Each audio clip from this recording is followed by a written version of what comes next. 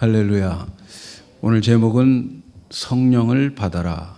예수님께서 부활하시고 난 후에 주신 말씀입니다. 지난주에는 부활하신 주님은 지금 무엇을 하고 계실까? 뭘 하고 계신다고 그랬어요? 하나님 보좌 우편에서 중보 기도를 하고 계신다. 그래서 우리 모두가 다 예수님의 현재 사역에 동참하자 이렇게 말씀을 드렸습니다. 오늘 말씀은 예수님께서 부활하신 후에 무슨 말씀을 하셨는가를 생각하면서 은혜 받기를 원합니다. 오늘 말씀에 보니까 예수님께서 제자들에게 나타나셔서 하신 말씀, 아주 중요한 말씀을 여러 번 하십니다. 성령을 받아라. 아버지께서 약속하신 것을 기다려라. 내가 다른 보혜사를 보내주마. 하나님께서 우리에게 예수님 그 구속 사역 이후에 우리에게 해야 할 또 하나님이 펼쳐나가실 것들을 예수님을 통해서 말씀해 주고 계십니다. 오늘 말씀을 보면은 제자들이 예수님의 십자가에 돌아가시고 그리고 이 부활하셨다고 하는 소식을 들었음에도 불구하고 그들은 어느 집에 모여가지고 유대인들이 두려워서 예수님을 십자가에 못 박은 유대인들이 두려워서 문을 꽁꽁 잠그고 안에 초조하게 모여 있었습니다. 불안하게 모여 있었어요. 그런데 부활하신 예수님이 문 잠궜는데 그 가운데에 나타나셨어요. 여러분, 예수님의 부활체는 시간과 공간을 초월합니다. 시간과 공간의 제한을 받잖아요. 아무리 철장 같은 문으로 잠궈 있어도 부활체는 그냥 통과하는 거예요. 4차원의 세계로 들어가기 때문에, 영적인 세계로 들어가기 때문에 부활하신 예수님은 어떤 장벽도 없어요. 엠마오에 계시면서 엠마오의 두 제자와 가면서 동시에 예루살렘에 계시는 그러한 시간과 공간을 초월한 부활체였어요. 그래서 문이 잠겨 있다 할지라도 예수님은 제자들이 모여 있는 그 가운데에 들어오신 것입니다. 그래서 제자들에게 축복을 합니다. 너희에게 평강이 있을지어다. 참 예수님은 우리에게 평강의 왕으로 오셨어요. 그러니까 여러분, 우리가 이 세상 살아가면서 예수님의 평강으로 가득 차야 됩니다. 늘 마음에 죽을 상을 하고 살면 안 돼요. 옆에 사람 한번 보세요. 좀 평강한지. 부활하신 예수님은 평강을 주셨기 때문에 우리는 다 평강의 얼굴을 가지고 있어야 돼요. 저는 우리 교회 성도 여러분들이 이 교회 성도들은 왜 이렇게 행복하냐? 그런 의문점을 남기는 성도가 되기를 축복합니다. 예수님이 평강을 우리에게 주셨어요. 이제 평강해라. 내가 십자가에서 다 해결했다. 죄 때문에 불안하느냐? 평강하라. 너희 가난하냐? 너희 가난함을 위해서 내가 정말 가난하게 되었으니까 너희는 부한자게 되라. 예수님은 우리에게 평강을 주시고 평강하기를 원하고 계심을 믿으시기를 바랍니다. 그리고 예수님께서 부활하신 자기의 몸을 제자들에게 보여주는 거예요. 손에 못자국을 보여주고 옆구리에 창자국을 보여주면서 예수님 자신이 부활을 직접 증거하고 있습니다. 그리고 나서 예수님께서 제자들에게 사명을 주십니다. 아버지께서 나를 보낸 것 같이 나도 너희를 보내노라. 이렇게 증인의 삶을 살 수 있도록 사명을 부여해 주십니다. 그래서 이 제자들은 이제 나가서 증인이 돼야 돼요. 부활하신 예수님은 나의 구원자 되신다. 증거하러 다녀야 됩니다. 이 사명을 감당해야 됩니다. 그런데 예수님께서 그 사명을 감당할 수 있도록 예수님께서 하나의 무기를 주고 있어요. 그냥 사명 감당하는 게 아니에요. 너희들 가서 아버지께서 나를 보내신 것처럼 나도 너희를 보낸다 하면서 예수님께서 숨을 내쉬면서 저희를 향해서 숨을 내쉬면서 성령을 받으라 이렇게 말씀합니다. 곧 예수님은 이제 승천하십니다. 그리고 제자들은 예수님의 증인의 삶을 살아야 됩니다. 지금까지 예수님과 함께 살았던 이 제자들, 이제 앞으로 증인된 삶, 앞으로 예수님이 승천하게 되면 이 제자들은 혼자 예수님 없이 살아야 되는 거예요. 그래서 예수님은 예수님 없이 살아가는 길을, 예수님 없이 살아가는 방법을 말씀해 주시는데 그게 뭐냐? 성령을 받으라는 거예요. 성령을 받고 성령으로 살라는 거예요.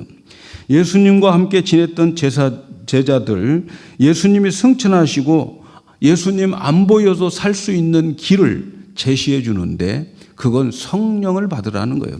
성령으로부터 이제 인도함을 받고 살아야 된다는 거예요. 이제부터는 예수님의 시대가 지나갔어요.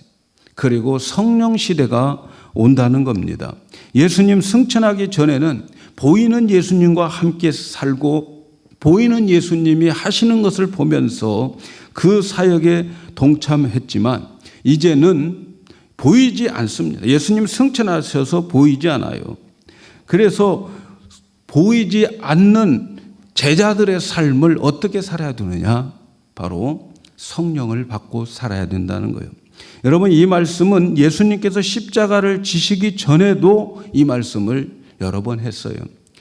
요한복음 14장부터 보면 예수님의 고별 설교가 나오는데 예수님께서 그때에 제자들에게 내가 이제 이 제사장들과 서기관들에게 핍박을 받고 그리고 그들로 인해서 십자가에서 죽을 것이다. 이렇게 떠나야 된다라고 말씀을 하십니다. 그때에 이 제자들은 너무 초조했지요. 너희는 마음에 근심하지 말라. 하나님을 믿으니 나를 믿어라. 그런 말씀으로 이제 예수님께서 마지막 고별 설교를 하는 중에 14장 16절에 보니까 내가 아버지께 구하겠으니 그가 또 다른 보혜사를 너희에게 주사 영원토록 너희와 함께 하겠다. 이렇게 말씀해요. 아버지께 구해서 또 다른 보혜사를 너희에게 주겠다. 보내주겠다. 이렇게 말씀해요. 여러분, 이 보혜사라고 하는 말은 이 헬라어의 보혜사라고 하는 뜻은 옆에서 위로해주고 도와주는 자를 보혜사라고 그래요. 지금까지 예수님께서 어떻게 제자들과 살아주셨느냐면 보혜사로 살아주셨어요. 왜? 예수님은 제자들에게 또 다른 보혜사를 보내주시겠다는 거예요. 그러니까 지금까지는 예수님이 그 제자들을 보호해주고 그들을 옆에서 도와주는 그러한 보혜사였어요. 그런데 이제 예수님이 가시면 또 다른 보혜사, 내가 했던 일을 할 수 있는 또 다른 보혜사를 너희에게 보내주셔서 그래서 영원토록 너희와 함께 있게 하시겠다. 그렇게 말씀합니다. 제자들은 보고 만지는 보혜사 예수님을 이제는 승천하시고 이제 보내게 되는데 가시게 되는데 항상 보게 되는 그 예수님 말고 이제는 승천하시고 난 다음에는 다시 오실 보혜사는 성령님을 가리키는데 그 보혜사는 보이지 않는 보혜사예요.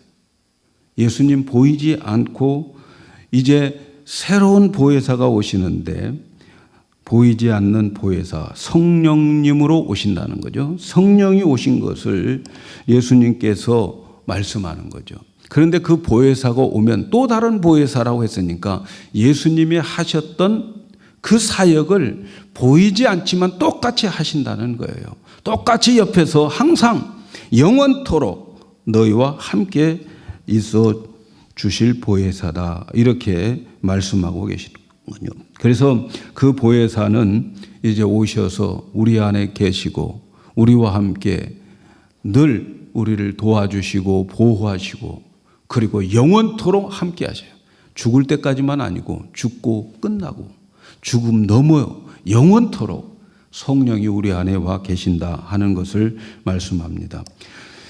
보혜사 성령님은 어떤 분일까? 여러분, 기독교의 교리 중에서 제일 힘들고 이해하기 어려운 교리가 삼위일체 교리예요. 네? 삼위일체. 신학교 다니면 삼위일체에 대해서 배우는데 한 학기 동안 삼위일체를 배워요.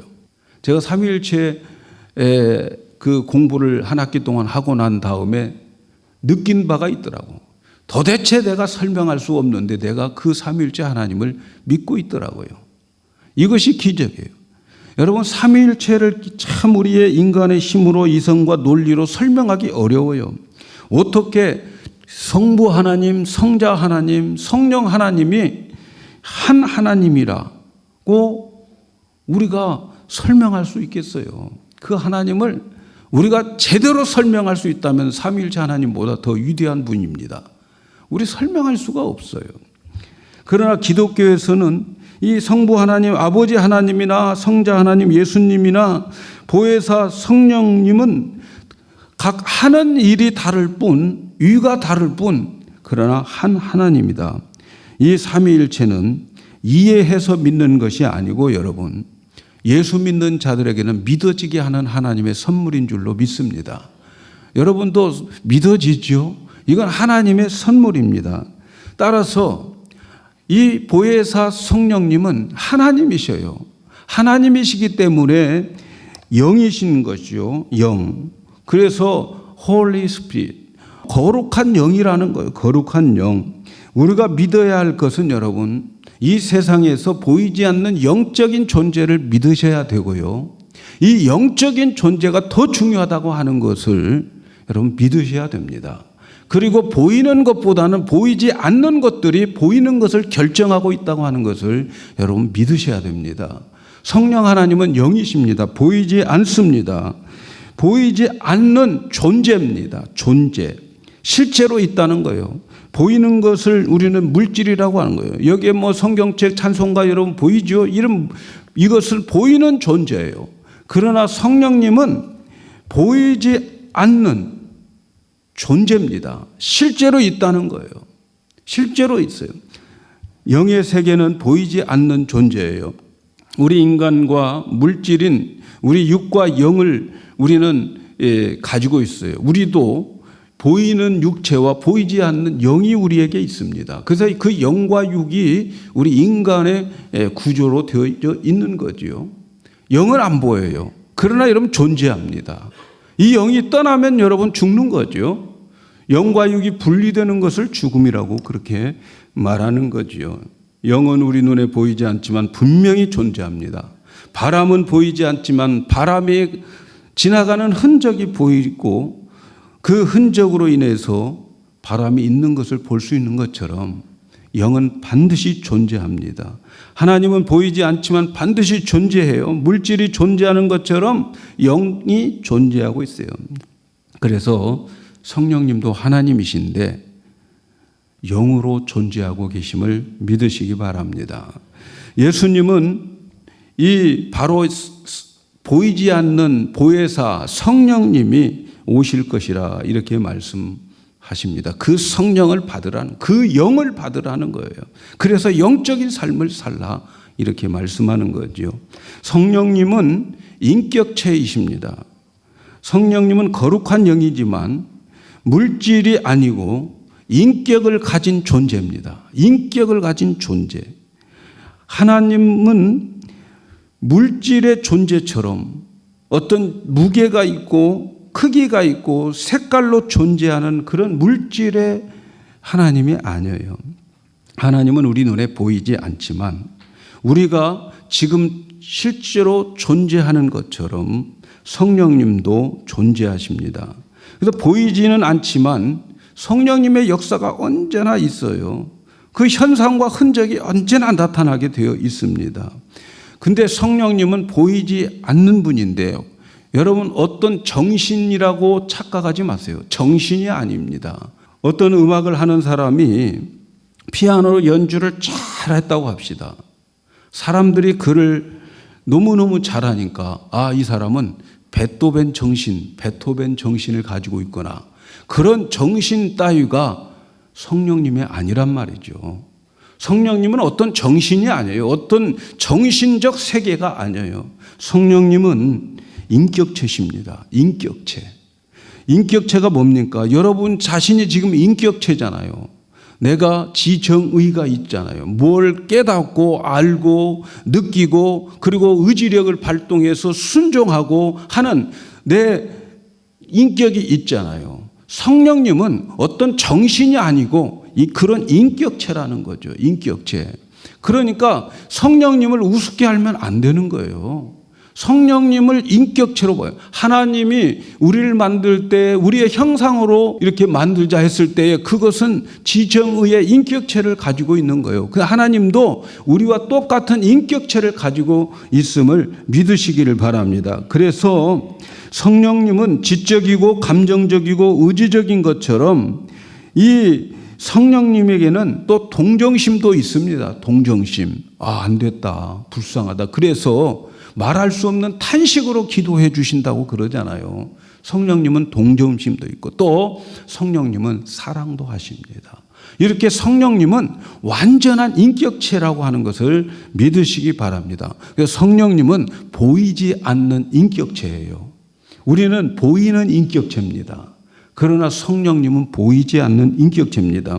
이 성령님이 바로 하나님이십니다. 성령님은 하나님이시고 바로 이 성령님은 인간을, 이 우주 만물을 하나님과 함께 창조하셨어요. 창세기 1장에 보면 뭐래요? 우리가 우리의 형상을 따라서 우리라고 그랬어요. 하나님이 내가 만든다가 아니고 거기에 나오는 창조주 하나님은 삼위일체 하나님이에요. 우리예요. 성령 하나님, 성자 하나님, 성부 하나님이 함께 창조하신 거예요. 그래서 오늘 우리에게 역사하시는 그 하나님은 전지전능하시면서 보이지 않으면서 인격체를 가지고 우리와 함께 영원히 함께할 그 보혜사 성령님을 우리에게 보내주시겠다. 그렇게 말씀하고 있어요. 그래서 성령님은 하나님이시고 그래서 전지전능하십니다. 인격체십니다. 그리고 하나님은 생명을 주시는 분이에요. 그분은 영원하십니다. 이 성령님은 우리가 예수를 믿을 때에, 여러분이 예수를 믿을 때에 우리 안에 와 계십니다. 믿으십니까? 그분이 우리 안에 와 계신다고요. 믿으시기 바랍니다. 근데 우리는 너무 무시하죠. 그분. 하나님을. 그 하나님을 우리는 너무 가볍게 여깁니다.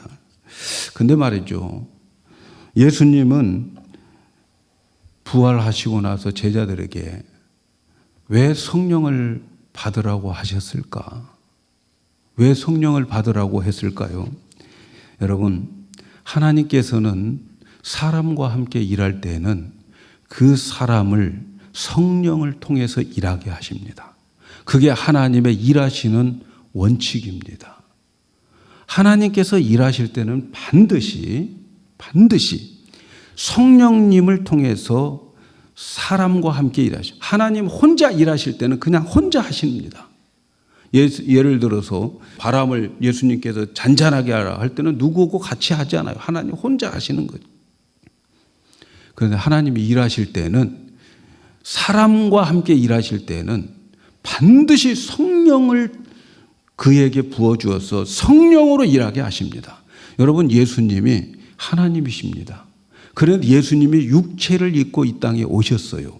육체를 입고 이 땅에 오셔서 세례 요한에게 세례를 받을 때에 성령이 비둘기같이 예수님에게 임했다는 거예요.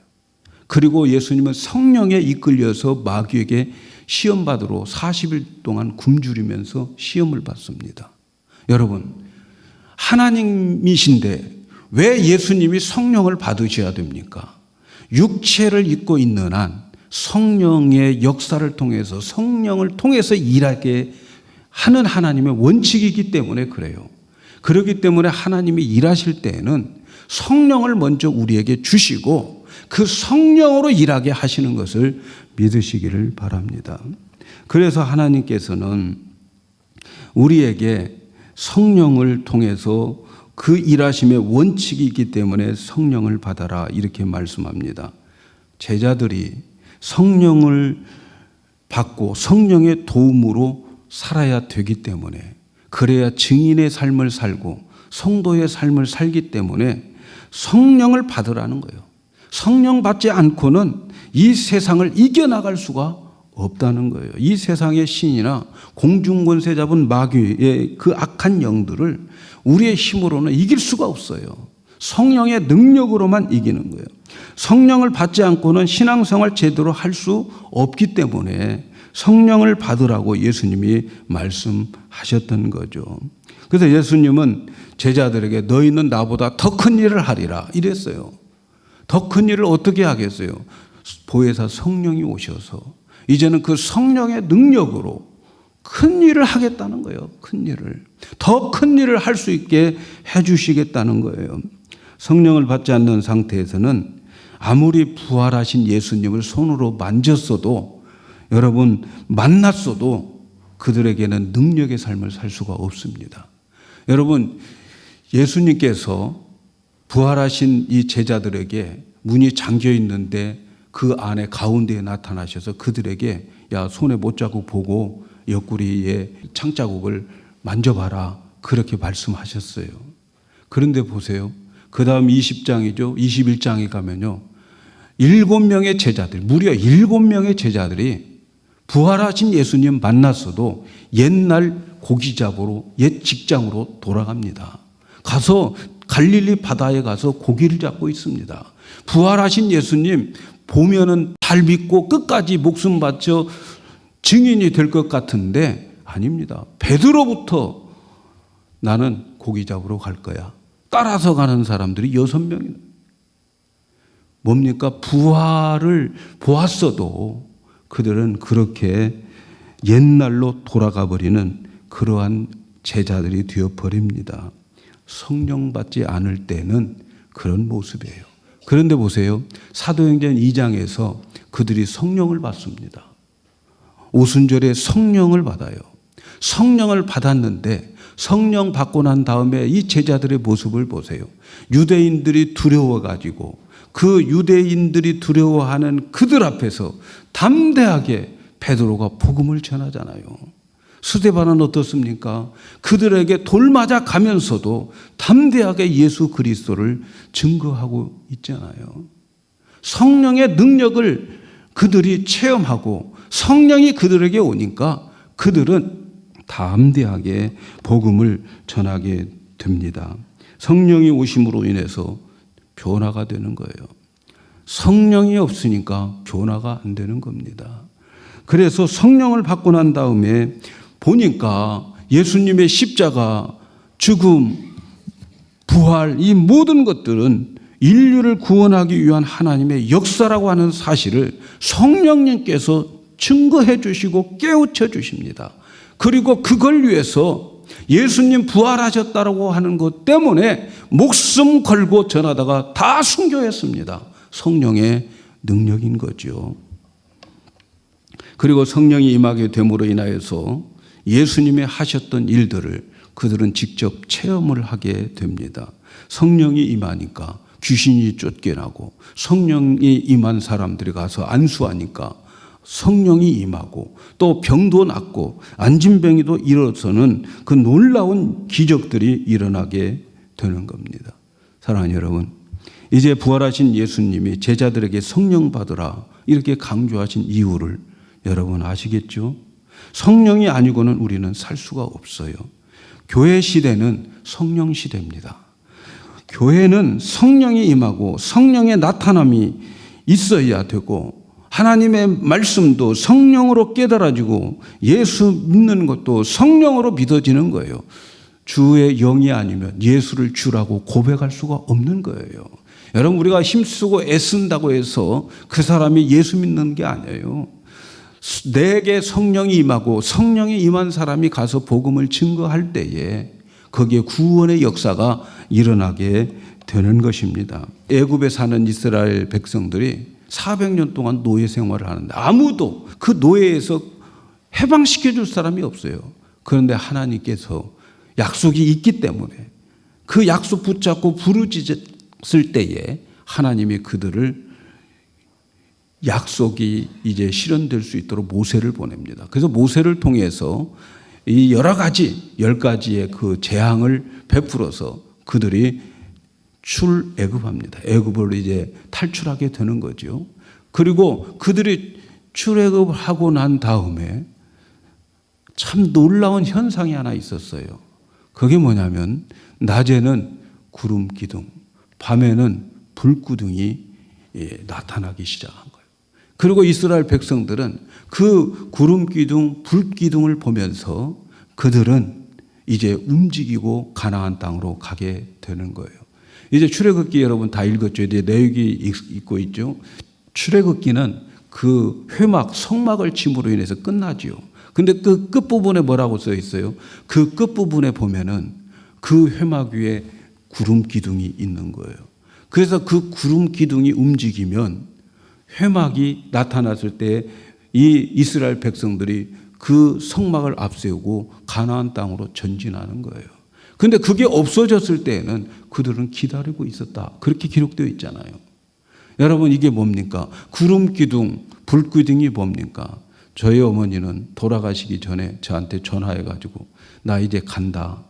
이번에는 일어나지 못한다. 그러니까 너는 낮에는 구름 기둥, 밤에는 불 기둥 보면서 잘 살아야 된다. 그렇게 저에게 유언하셨어요.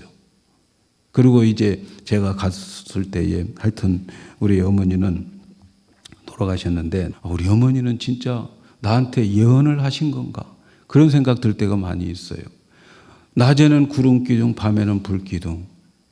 낮에는 얼마나 더웁니까?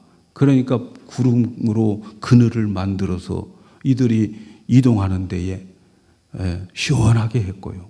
또 밤에는 급속도로 온도가 낮아지니까 불기둥으로 변해서 그들을 인도해 주셨어요. 그 구름기둥, 불기둥이 무엇일까요? 그것은 바로 구약의 성령님입니다. 성령님. 오늘날 교회는 바로 이 성령의 인도함을 받는 곳이 교회입니다. 회막 위에 그 구름기둥이 있는 것처럼 교회는 성령에 의해서 움직여야 되는 겁니다. 다수에 의해서 움직이는 건 교회가 아니에요, 여러분. 성령에 의해서 움직이고 성령의 음성을 듣고 성령의 음성을 따라서 살아가는 그 생명체들이 교회지 다수결로 되어지는 건 아닙니다, 여러분. 그래서 교회는 성령 충만한 자들이 많아야 되는 것입니다. 성령의 음성을 듣고 성령의 가르침을 받고 성령의 인도함으로 움직이는 것이 교회입니다. 저는 솔직히 목회 계획 안 세웁니다. 그 대신 기도합니다. 기도해서 그때그때 성령님께서 감화 감동 주시는 것 따라서 지금까지 목회해 왔습니다. 내가 목회 초년기에는 계획도 세우고 운영 계획도 세우고 다 세워봤는데 그게 다 하나님보다 앞서가는 일들이더라고요. 또 계획 세웠다고 되는 것도 아니에요. 저는 언제나 성령의 음성을 들으려고 몸부림칩니다. 그리고 성령께서 인도하시면 사람들 눈치 잘 안 봅니다. 욕을 먹든 말든 주님 앞에서 주님 편에서 일해야 된다. 그러다가 하나님 앞에 인정받아야지. 사람들에게 인정받고 살면 무슨 필요가 있나요? 여러분 우리 교회는 그런 교회가 되기를 축복합니다. 여러분도 마찬가지 아닙니까? 여러분도 성령의 인도함을 받으면서 살아가셔야 됩니다.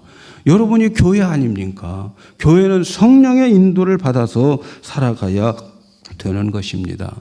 그래서 여러분 우리는 날마다 성령을 구해야 돼요. 이미 우리 안에 오신 성령님을 여러분 인정하시기를 바랍니다. 우리 안에 오신 성령님을 인정하고 우리 안에 계신 성령님을 환영하고 우리 안에 계신 성령님을 의지하면서 살아셔야 돼요. 그래서 우리에게도 예수님이 하셨던 그 기적의 일들이 나타나기를 기대하고 바라고 간구해야 될 줄로 믿습니다. 저는 우리 교회가 여러 가지 기도의 제목이 있지만 가장 좋은 것은 여러분 성령을 구해야 됩니다. 성령을 구하시기를 바랍니다. 하나님께서 가장 확실하게 주시는 약속이 있습니다. 누가복음 11장 13절에 보면 너희가 악할지라도 좋은 것을 자식에게 줄 줄 알거든 하물며 천부께서 구하는 자에게 성령을 주시지 않겠느냐 말씀하셨어요. 여러분 우리가 하나님 저 돈 좀 주세요 잘 안 주시지만 그러나 하나님 저에게 성령 충만하게 해주세요 하나님 주십니다. 믿으시기 바랍니다. 성령 충만을 위해서 기도하시기를 바랍니다. 여러분 성령을 구하시기를 바랍니다. 성령 구하면 성령 충만하면 다 구한 거예요. 저는 미국에 와서 사는 사람들, 처음에 와서 우리 교회 오는 사람들한테 늘 하는 첫 마디가 있습니다. 당신이 하나님 붙잡으면 다 붙잡고 하나님 놓치면 다 놓쳐. 알아서 사시오. 여러분, 하나님 붙잡으면 다 붙잡은 거예요. 하나님이 내 안에 있으면 다 있는 거예요. 믿으시기 바랍니다. 하나님 붙잡으면 다 있어요. 오늘 우리 교회들이 말이죠, 우리 가운데 분명히 예루살렘의 그 초대교회 오순절 마가의 다락방에 임하셨던 그 성령님이 2000년 동안 교회 안에 계십니다. 2000년 동안 교회 안에 계시는데 교회가 무시해요. 오늘 교회가 성령님을 얼마나 무시하는지 몰라요. 성령님은 그러면 역사하지 않습니다. 말씀드렸잖아요. 성령님은 인격체시라고. 성령님을 환영하고 우리가 성령님을 우리가 모시고 또 성령님 의지할 때 성령님이 역사하시는 거지. 성령님 무시하면 성령님 인격체시는데 좀 모욕 느끼지 않겠습니까, 여러분? 우리는 성령님을 환영하여야 됩니다. 환영하시기를 바랍니다. 그래서 우리 교회는 성령으로 충만한 교회가 되어야 됩니다. 항상 성령님을 인정하시고요. 항상 성령님과 함께 일어나셔서 성령님 굿모닝 그렇게 출발하셔야 돼요. 그렇게 하세요. 한번 내일부터 그렇게 해보세요. 성령님 안녕하십니까? 오늘 또 저와 함께 해주시고요. 오늘 저를 붙잡아 주시고요. 오늘 저에게 지혜도 주시고 오늘 내가 이것을 해야 되는데 오늘 저를 도와주셔야 됩니다. 성령님 의지하시면서.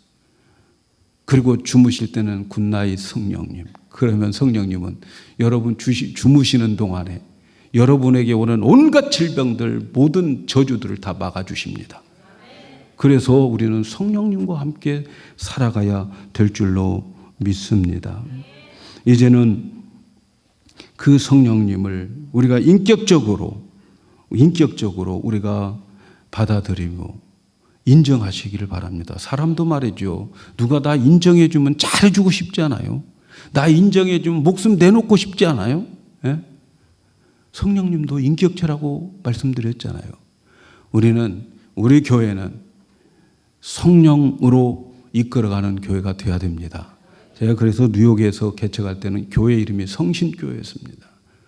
이제는 성령 시대이니까 성령이 우리 교회를 운영하고 성령님 따라서 살아가는 그러한 성도들로 교회를 한번 세워보자. 그래서 성신교회라고, 뉴욕 성신교회라고, 그러다가 이제 큐가든으로 이사가서 큐가든 성신교회 그렇게 이름을 바꿨는데, 어쨌든 성령의 인도함을 받지 않으면 하나님의 아들이 아니라고 그랬어요. 여러분, 성령의 인도함을 받고 하나님의 아들로 살아가면서 우리 교회는 성령 충만하여 성령 충만을 구하고 성령 충만한 그 교회가 되어서 성령이 일하시는 것을 우리는 다 구경하고 간증할 수 있는 교회 되기를 주님의 이름으로 축복합니다.